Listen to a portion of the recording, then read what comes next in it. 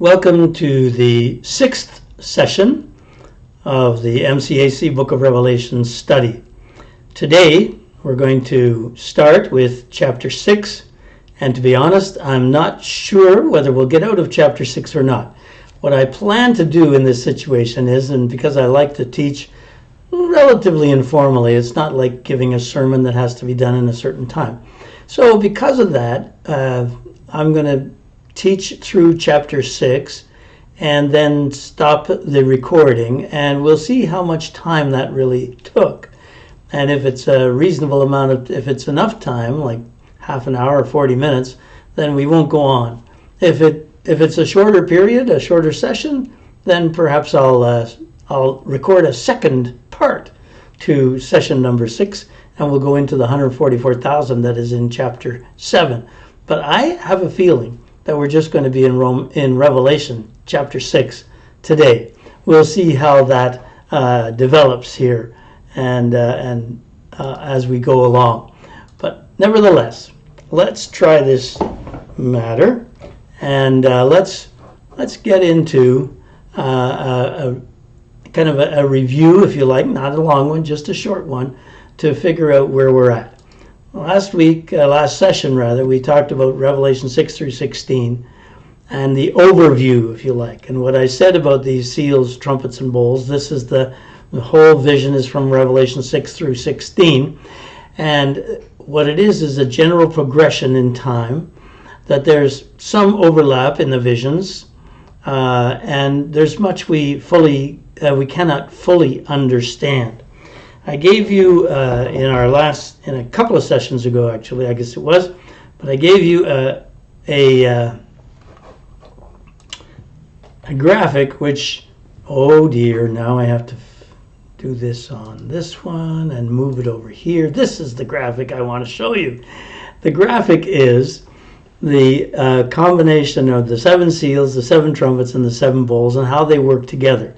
Now, this is only my approach to it based on studying several different things, Merrill Tenney and others, and a number of commentators. But the point is that as we look at the 7 seals, which is mostly chapter 6, and then the 7th seal is later on in chapter 8, actually. But when the 7th seal is opened, that's when we see in Revelation chapter 8, we see that when he opened the 7th seal, there was silence, and then after the silence, we see that there were 7 angels who had 7 trumpets prepared to sound them. So the 7 trumpets come when the 7th seal is opened. And when the 7th trumpet is blown, that's when you see the beginning of the 7 bowls. So just quickly wanted to give you that overview. Now, today we want to talk about the seals and trumpets, and some themes and structures on these seals and trumpets, because there's a couple of things that are valuable to think about here as we go ahead with this. And that is that there are some themes. And the first theme is this: the structure of the seals and the trumpets. There are 7 seals and 7 trumpets, but Leon Morris in his commentary points out that there's really a structure of 4, 2, and 1. Earlier I said to you, there's a break after 4. The first 4 are 1, and then the next 3, the 5th, 6th, and 7th are different. Leon Morris breaks that down even more, because the 7th seal really announces the trumpets, and the 7th trumpet really announces the bowls. So that's a unique thing on its own. So he puts this structure as 4 seals, 2 seals, 1 seal, 4 trumpets, 2 trumpets, 1 trumpet. Then what he elaborates a little bit more on this and says seals 5 and 6 concern heaven and heavenly realities, while trumpets 5 and 6 tell of the abyss and the demons. When we see, and we'll get into this in just a little while, but his point would be that whatever else is going on, when you get to the 5th seal, you see things that are happening in heaven. Remember, the 5th seal is when the 5th seal is opened. John sees the souls of those who had been slain under the altar. Under the altar, he says, I saw the souls of those who had been slain. And it's something that's happening in heaven. And then the sixth seal has to do with both heaven and earth, because it is cosmic disturbances, really. An earthquake on the earth, the sun and the moon are affected, and so on. And those are heavenly realities. Whereas when the trumpet, the fifth trumpet comes, that's when you get into the really incredible, really, events that happen in chapter 9, Revelation 9. The fifth angel sounded his trumpet, and John says, I saw a star that had fallen from the sky to the earth. The star was given the key to the shaft of the abyss. And when he opened the abyss, this is what happened. And then when the sixth trumpet is blown, and then when the sixth trumpet is blown, a voice calls out and says to the sixth angel, release the four angels who are bound at the great river Euphrates. And those four angels were released. And then they released, and they were ready for that hour and day and so on. And he saw horses and riders, and these horses and riders were strange, and they looked so different. So this is the abyss and the demons. So this is an important thing to keep in our minds as we look at the seals and the trumpets. Let's go a little further here, and we see that, again, Alan Johnson, not Leon Morris this time, but Alan Johnson points out the formula, the words, he was given. And that's particularly in the seals, but not just when we see the seals. It also is later, and it's referenced there on the screen for you, chapter 13. But he says, Alan Johnson says, he was given is the formula for the sovereign permission to carry out acts that, from a human viewpoint, seem contrary to God's character, but nevertheless accomplish his will. So when we look at the first four seals, what will we see? The first seal is broken, and John says, I saw a horse, a white horse. Its rider held a bow, and he was given a crown. The second seal is open, and what you see is the rider was given power to take peace from the earth. The third seal is open, and this rider is holding a pair of scales in his hand. He's given something as well. And Alan Johnson points out that while these are talking about the impact of evil in the world, he was given is the idea that there is a sovereign permission going on here. As I said in our last session, as we see the seals opened, we see a gradual, progressive removal of the hand of restraint of God on evil. And we see evil becoming more and more evil in its expression, more and more impactful, if you like, in our world. And so Alan Johnson's point is that this matter of he was given a crown, he was given power, and so on, that this is a permission from God that this being will carry out certain things that from a human point of view seem contrary to God's character, but nevertheless accomplish his will. That God is sovereign in all of this. And it's a critical point to remember, that God is in control. And what we see here is this gradual removal of God's hand of restraint, but constantly being the one who has the final say. So having said all of that, and keeping these themes and the structure in mind, let's go to the first seal. Revelation chapter 6, verses 1 and 2. John says, I watched as the Lamb opened the first of the seven seals. And then I heard one of the four living creatures say in a voice like thunder, Come. And I looked, and there before me was a white horse. Its rider held a bow, and he was given a crown, and he rode out as a conqueror bent on conquest. Now, what are the elements we see here? We see a white horse, a rider holding a bow, wearing a crown that he was given, and he rides out as a conqueror bent on conquest. Let's explore this just a little bit more. The white horse and the crown. Commentators are not absolutely certain which way this goes. Here's a white horse, a rider wearing a crown, conquest is involved. Is this Christ? Because later on in Revelation, John sees one riding on a white horse, and he is in fact Christ. So is this Christ, or is it the Antichrist?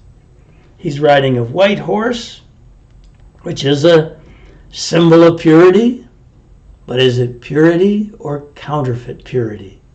I would side personally, I'm sure you can figure that out, I would side with the commentators who believe that this is a picture of the Antichrist beginning his reign of conquest in the world, riding out, bent on conquest, and given permission by God to do this for a period of time.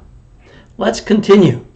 What about the bow and the conquest? He says he's carrying a bow and he rode out as a conqueror bent on conquest. I would suggest to you that what we have here is a spirit of domination. Whether or not this is the Antichrist or a spirit like the Antichrist, it's a counterfeit of Christ himself, riding out to conquer. But it will be a failed campaign. He will not conquer, but he will for a time have that ability to conquer. The first seal, when it's open, we see this removal of the hand of God, of the restraint over evil. And we see this one coming out who is a counterfeit of Christ, riding a white horse, wearing a crown, looking like a king, but a counterfeit king. The second seal, Revelation chapter 6, verses 3 and 4. We see when the Lamb opened the second seal, I heard the second living creature say, "Come." Then another horse came out, a fiery red one. Its rider was given power to take peace from the earth and to make people kill each other. To him was given a large sword.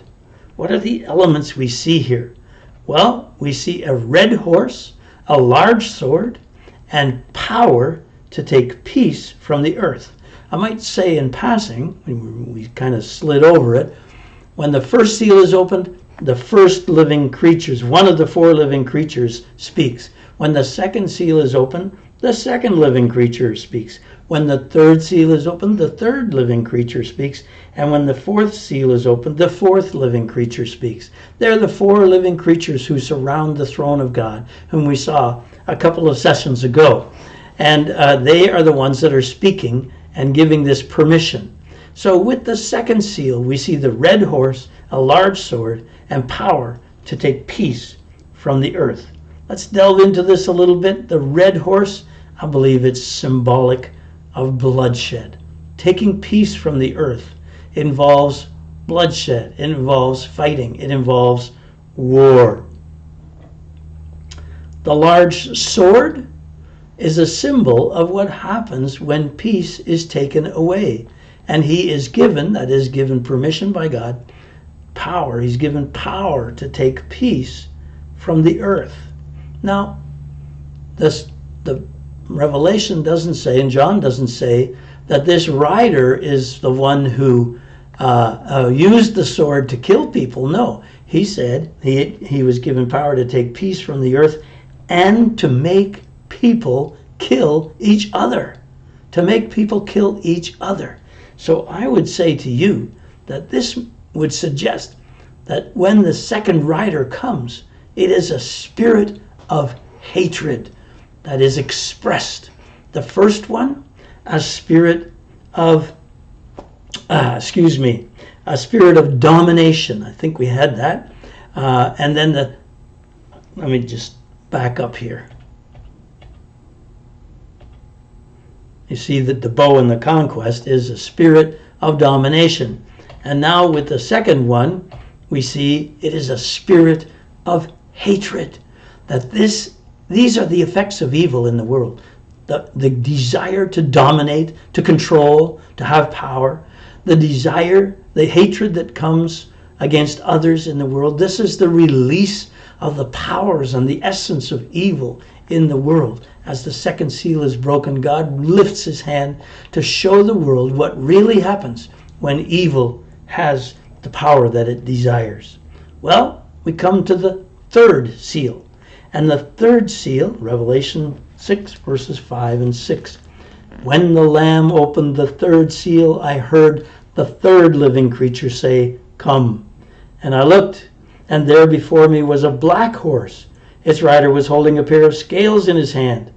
And then I heard what sounded like a voice among the four living creatures, saying, 2 pounds of wheat for a day's wage, and 6 pounds of barley for a day's wages, and do not damage the oil and the wine.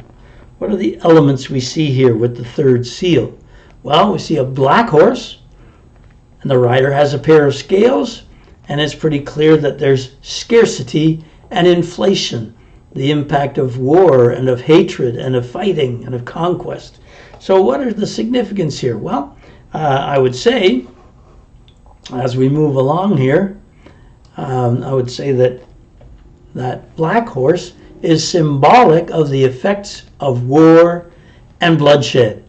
It has to do with mourning. It has to do with suffering. It has to do with bloodshed going on. The bleakness that comes when men and women hate each other and fight each other, and when there are those who want to have dominion, domination, and rule, and others the spirit of hatred.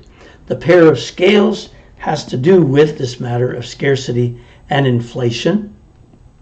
And we don't know exactly. In fact, in our Q&A session last week, we talked a little bit about this. What does it mean when it says that the wheat and the barley will be so expensive, but do not damage the oil and the wine? My suggestion would be that the effects of the war and domination and bloodshed, the effects of that is that there is a famine of sorts. There may also be combined with a drought, we don't know. But what it happens is that the main staples for the poor of the world, especially wheat and barley, are inflated in price to the point where they can hardly purchase them. Whereas the oil and the wine are not impacted because the wealthy still have money and they can buy the oil and the wine, they can buy the barley and the wheat as well because they have the resources. So the implication here is maybe that hatred and domination having their way in the world creates a situation where there is an even greater gap, a huge gap between the rich and the poor, where that division and that all that societal unrest starts boiling up, and famine impacts the human race. Famine impacts the world. It's not a total famine where people are starving to death, but it is a famine that is severe enough that it is very, very difficult and painful. But it mainly affects only part of the human population. And evil has this divisive effect, making the division, the gap between the rich and the poor, greater and much more painful for those who suffer because of it. So what do we have here? Well, I would suggest it's a spirit of greed. We have a spirit of domination, spirit of hatred, spirit of greed that takes place when there's scarcity in the world. When there's scarcity in the world, a spirit of greed pops up. It's amazing during COVID, for example, that somehow there are people who are trying to take advantage of others in the world, and they want to get money. They have vaccine scams, and that you can get vaccinated, whatever. You can get these vaccines. These things are going around on the internet, and people want to make money based on the suffering of the world. And this is a spirit of greed, which happens with the third seal. Let's go to the fourth seal, Revelation chapter 6, verses 7 and 8. What do we see here? When the Lamb opened the fourth seal, I heard the voice of the fourth living creature say, "Come." I looked, and there before me was a pale horse. Its rider was named Death, and Hades was following closely behind him. They were given power over a fourth of the earth to kill by sword, famine, and plague, and by the wild beasts of the earth. What are the elements that we see here? Well, we see a pale horse. We see death. The rider is called Death, and Hades follows after him. And nobody knows for sure whether Hades is riding on the horse behind Death or on another horse. Nothing is clear. John is not really concerned with those details. But they are given permission or power over a fourth of the earth to kill by sword, famine, and plague, and by the wild beasts of the earth. I suggested to you, as we talked about this in our Q&A again, that the wild beasts, if a fourth of the earth is killed through sword, famine, and plague, there are going to be dead bodies and wild beasts are going to be feeding on those bodies. It's a gruesome picture. But this is what death and hell, death and Hades bring. And what is this? Well, obviously it's a spirit of death. It's a spirit of death. So when we see these first four seals, what do we see happening as God removes his hand of restraint on evil? We see the expression of the spirit of domination, ruling others, conquering others, being in charge. We see the expression of a spirit of hatred that when it's sown among human beings puts one person against another, father against son, brother against sister, brother against brother, and so on. It's the spirit of hatred. Then there's the spirit of greed that comes to take advantage of those who are less well off, those who are disadvantaged in the world, the spirit of greed. And then there's the spirit of death, which is the manifestation of all these spirits, the ultimate logical end of these spirits. What we see as the Lamb begins to open the seals of the scroll, which is about the mystery of God and his plan for the world and the new heavens and the new earth, as the Lamb begins to break these seals and open the seals, what we see is the increasing expression of evil in the world and on people and on human beings. Well, we come to the fifth seal. And the fifth seal is Revelation chapter 6, verses 9 through 11. So when he opened the fifth seal, I saw under the altar the souls of those who had been slain because of the word of God and the testimony they had maintained. They called out in a loud voice, "How long, sovereign Lord, holy and true, until you judge the inhabitants of the earth and avenge our blood?" Well, then each of them was given a white robe, and they were told to wait a little longer until the full number of their fellow servants, their brothers and sisters, were killed just as they had been.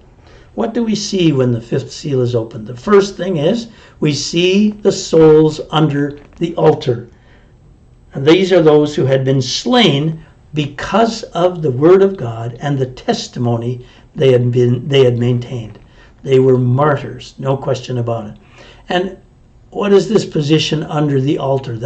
We don't know exactly, but what we see is God protecting them. They may have been martyred in this human life, but the sovereign God protects them and keeps them safe in his presence, and they are there. But then we see that they cry for justice. They cry for justice.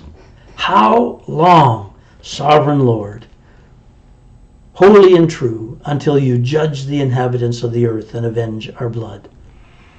Here's the thought that comes through here. The first four seals, during these first four seals, each of these riders is given permission or given power by the sovereign God. He is allowed by the sovereign God to express the evil in their heart, the spirit of domination, the spirit of hatred, the spirit of greed, the spirit of death, all allowed expression to a point because God is controlling. But then we jump into heaven and the heavenly places, and we see the souls of those who have died saying, how long before you avenge us?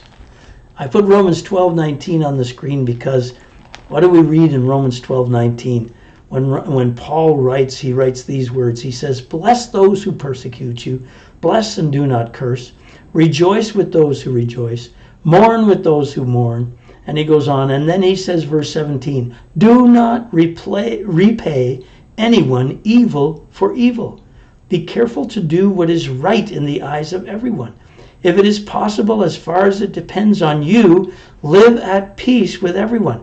Do not take revenge, my dear friends, but leave room for God's wrath. For it is written, 'It is mine to avenge. I will repay,' says the Lord." Here are the people who have been killed because of their faith. And they're saying, "Sovereign Lord, we've served you. You are sovereign. You are mighty. But how long before you take your revenge, before you avenge what has happened?" And the response here is that they must wait a little longer. They're given a white robe and they're told, wait a little longer until the full number of martyrs is reached. The full number of martyrs. There's an end coming, and revenge or vengeance will happen. God said, "Vengeance is mine. I will avenge." And these martyrs are waiting. But the message of Revelation is, vengeance will come. The wrath of God will be expressed. Well, we move to the sixth seal. In Revelation 6, verses 12 through 17. And we see this. I watched as he opened the sixth seal. There was a great earthquake. The sun turned black like sackcloth made of goat hair. The whole moon turned blood red, and the stars in the sky fell to earth as figs drop from a fig tree when shaken by a strong wind. The heavens receded like a scroll being rolled up, and every mountain and island was removed from its place. And then the kings of the earth, the princes, the generals, the rich, the mighty, and everyone else, both slave and free, hid in caves and among the rocks of the mountains. They called to the mountains and the rocks, "Fall on us and hide us from the face of him who sits on the throne and from the wrath of the Lamb. For the great day of their wrath has come, and who can withstand it?" What do we see here in the sixth seal? Well, we see signs pointing to the day of the Lord. When we go into the Old Testament and when we read in the New Testament the prophetic words about the end of when the return of Christ, we see that the sun and the moon are affected. The moon turns to blood, and there's earthquakes and stars falling. These are signs pointing to the day of the Lord. That the day of the wrath of the Lord is coming. And somehow the inhabitants of the earth begin to understand this. Alan Johnson says, here are three things that happen, three signs of the day of the Lord coming. The earthquake, which affects even the sun and the moon, because the earthquake and the dust and the debris that gets up into the atmosphere, etc., affects even the sun and the moon. The stars falling. And then thirdly, there is terror on earth. There's these signs pointing to the day of the Lord. Well, what happens here? Let's look again. Let's look a little deeper, because as we look, Leon Morris points out that this means all humanity is in terror. The sevens of Revelation just keep popping out here. Leon Morris points out 7 is the number of perfection or completion, if you like. And what you see here when John says who's hiding and who's running, what does he see? We focus on the kings and the generals and the princes, but in reality, there are 7 categories of people here. There are kings, there are princes, there are generals, there are the rich, there are the mighty, that's 5, and then everyone else, both slave, number 6, and free, number 7. This is a complete picture of humanity at the time. They are in terror because of what is happening. And it's fascinating, as Leon Morris points out as well. The people cry, who can stand? They say the great day of their wrath, that is the one who sits on the throne and the Lamb, the great day of their wrath has come. And who can withstand it? Who can stand? And he contrasts that, Leon Morris contrasts that with the martyrs who say, how long, Sovereign Lord, before you avenge, before you bring your vengeance? What a tremendous contrast there is here. Who can stand is the terror of the people who they realize this is the day of the Lord is coming. But the martyr's cry is, how long do we have to wait? And the Lord tells them, just a little while longer. Wait a little while longer through the great tribulation when the final number of martyrs is brought to completion. And then the day of the Lord will come. What we see here is that when we come to the sixth seal, even before the seventh seal, because when the seventh seal is opened in Revelation chapter 8, and we're jumping over the 144,000 for now, but in Revelation 8, John says, when he opened the seventh seal, there was silence in heaven for about half an hour. And silence precedes judgment. It's a sign of how serious what's going to happen is. And so we see again, if we were to go back to our graphic that I showed you at the beginning of our session, where when the seventh seal is opened, then the seven trumpets are spoken of, and the seventh seal is really at the end, the culmination of history. We back up with the seven trumpets. We're going to back up, and we go back. Let me bring that up on the screen here for you. Let me just switch here to.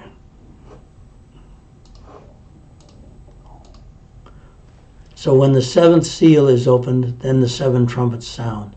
When the seventh trumpet sounds, then the seven bowls are going to be poured out on the earth. And what you have in the seven seals is this progressive removal of the hand of God and restraining evil, and progressively lifting that hand of restraint. With the trumpets, we'll go into that in a moment, in another lesson. But we see again this progression, but they all end. They come to the end at the same point. The end is the day of the Lord. The end is the culmination of all that's taking place in human history. And John's vision brings us to that point. So let's stop here, and thank you for listening. Thank you for joining us.